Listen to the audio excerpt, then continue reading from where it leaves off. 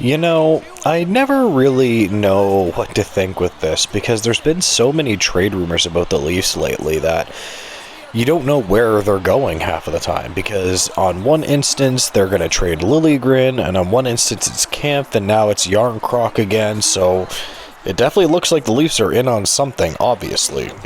I mean, they're going to have to make changes, we all know this. When they got guys coming off of LTIR, it is what it is.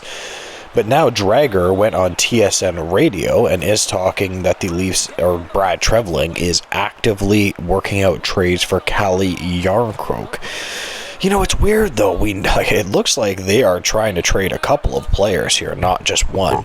I wonder if the Maple Leafs are going to make it into a little bit of a bigger trade, albeit maybe Jarnkrok and maybe Liljegren could be both moved.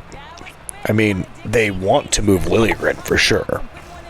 I mean, the rumor was that they were actually letting Liljegren go to talk to other teams. Now, I know that rumor was refuted, but I talked about this in my other video, and I actually think that they are lying about that. Because at the end of the day, the Leafs don't want anything to come out, and there are trade rumors. They don't like to negotiate through the media and things like that. So they probably are letting Timothy Liljegren talk to other teams.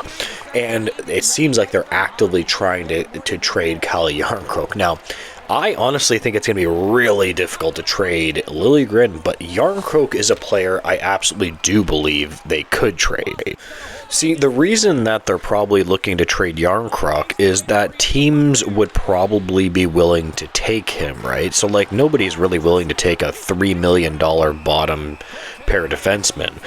And Kampf is getting paid $2.4 for a fourth-line center, and this is why you just straight up don't ever sign players at all for that amount of money, which, I mean, everybody knew those contracts were ridiculous when they signed them, right? But at the end of the day, Calle Jarnkrok is a player that is a good two-way player. He actually has a good amount of value, so teams would actually probably want him. This is why the Leafs, like I said, are letting go Liljegren, or letting him talk to other teams, because nobody wants him at that amount of money. Teams would probably be willing to give Liljegren a shot, but not at $3 million, and definitely not if you're a competing team.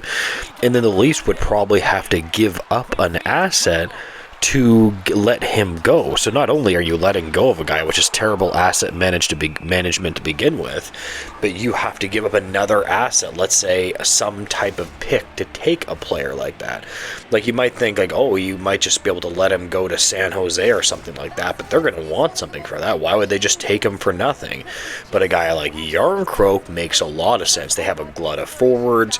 Nick Robertson has been, he hasn't scored a lot, but he looks like a capable forward. He looks like he's improved his defensive game. Matthew Nyes looks really good. They have Max Pacioretty. Bobby McMahon. I don't know if you guys have been watching Bobby McMahon, but boy, oh boy, he looks really, really sharp to start the season. So they do tend to have just a glut of forwards. The Leafs seem to have a lot of things in the works right now. You have John Tavares, who is definitely negotiating a contract.